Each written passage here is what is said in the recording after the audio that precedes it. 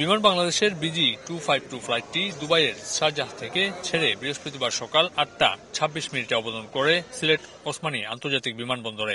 ফ্লাইটে থাকা দুজন যাত্রীর কাছে 17 কেজি 500 গ্রাম ওজনের স্বর্ণের চালান থাকার বিষয়টির গোপন তথ্য ছিল NSI সদস্যদের কাছে। সে অনুযায়ী নজরদারি থাকলেও বিমানবন্দরে থাকা স্ক্যানিং মেশিন তা ধরতে পারেনি। বন্দর থেকে বেরিয়ে যাওয়ার সময় স্বর্ণ বহনকারী দুজনকে তল্লাশি চালিয়ে ধরতে সক্ষম হন গোয়েন্দারা।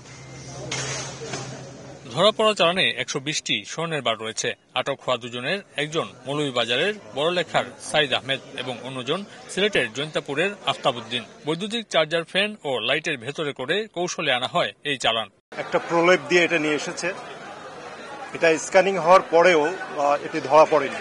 এটি একটি ফ্যানের মধ্যে কনসিল করে আনা হয়েছিল। সেটা ফ্যান এবং লাইট সেটিকে ভেঙে ওটার মধ্যে থেকে এই গোল্ড বারগুলো উদ্ধার করা হয়েছে।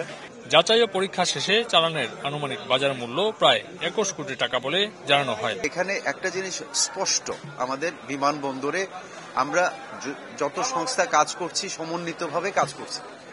তা না হলে এই ঘটনাগুলো কিন্তু সামনে আসতো না, পার পেয়ে যেত।